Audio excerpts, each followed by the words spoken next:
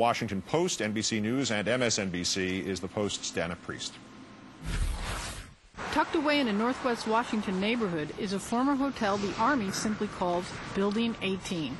It's an unlikely place to house injured soldiers in the nation's capital. But the respected Walter Reed Army Medical Center, just across the street, is overflowing with the wounded from 5 years of war in Afghanistan and Iraq. So for some of the 700 outpatients, Building 18 is now home. Walter Reed clinical social worker Joe Wilson. So they had to do a quick renovation, which was very quick and very cursory, that didn't necessarily address all of the issues that you'd want to address if you were building a barracks. Many soldiers living here are being treated for brain injuries and psychological stress. They've been promised the best the nation can provide. We owe them all we can give them. But, as a Washington Post investigation found, conditions here are far from ideal. Mold and peeling wallpaper, shower rot, mice and cockroaches. Walter Reed staff members and outpatients told the Post that conditions here at Building 18 are symptomatic of a system overwhelmed by more injured soldiers than the Pentagon expected. Small matters can become huge obstacles to injured servicemen trying to recover. Marine Sergeant Ryan Groves lost a leg when a rocket-propelled grenade exploded near him in Fallujah. You know, we're missing legs, arms, brain injuries. For Groves and others, reporting to a supervisor meant an awkward trek around 3 buildings. He says there's a ramp that would shorten the trip, but it's too steep. Filling a prescription requires an even longer trip.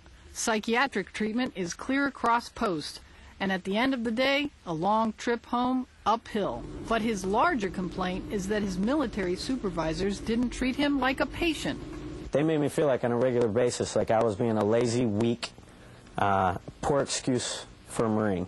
Soldiers can tend to feel disenfranchised from the system. They begin to resent the system. They'll withdraw. They'll not seek out services. No one is complaining about the quality of medical care at Walter Reed. Most say it's top-notch. But 65% of the troops polled by the hospital last March said their experience as outpatients had been stressful. As for Building 18, Army officials told us they started an aggressive campaign to deal with the mice infestation last October, and it's now at a manageable level. They also say they will review all outstanding work orders in the next 30 days, and they've added more social workers, case managers, and platoon sergeants to better address the needs of outpatients. But for soldiers and Marines trying hard to recover, it's another battlefield, here at home. Dana Priest for NBC News, Washington.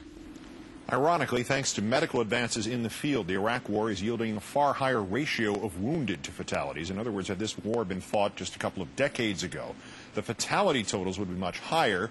And on the flip side, we would have expected far fewer serious injuries, meaning that today, far more of our troops require better care than they're obviously getting.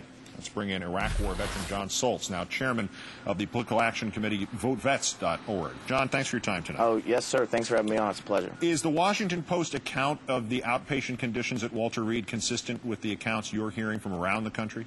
Well, you know, sir, I think the Washington Post piece, it speaks for itself. Walter Reed is in a specifically, different position than some of the other outpatient places around the United States Army and the Department of Defense. Last year the Republican Congress decided they were going to brack a lot of military installations around the country, which means base realignment and closure. Walter Reed, it came up on that list. So I think, you're seeing the effects of that policy, which is, why are you going to fix the paint and clear the mice out of an institution that's closing?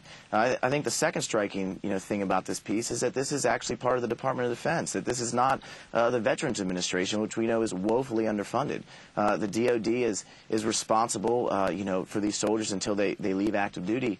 So basically the same administration that brought us no body armor and no up-armored Humvees is the same administration that just brought us mice at Walter Reed, and their support for the warfighter is abysmal. Even if this country had to pay full price at private hospitals so these guys, our neighbors and our friends, could get the care that they need at full price, no insurance, could the cost possibly amount to more than a microscopic fraction of the billions we've seen vanish down the rabbit holes in Iraq? No, sir, not at all. Votevets.org, we did this, this big commercial with body armor, and we blew up the body armor, and, it cost me $1,000 on eBay to buy the piece, and when my unit went to Iraq, we were cross-leveling plates, we didn't have up-armored Humvees. It took public embarrassment for that. So the tactical equipment is actually not that expensive. And what makes this so shocking is the money is there for the Pentagon. They get what they request. They get the supplementals from Congress. So what this is an administration that's dedicated to the high-end corporate contractors, the high-end weapon systems in the sky, the super-duper missile defense systems that alienate our allies. These are the same people that are making $40 million a year in their corporate contracts. And that money's coming into the political system on one side. And one of the really things we do at VoteVest is we try to fight for the warfighter.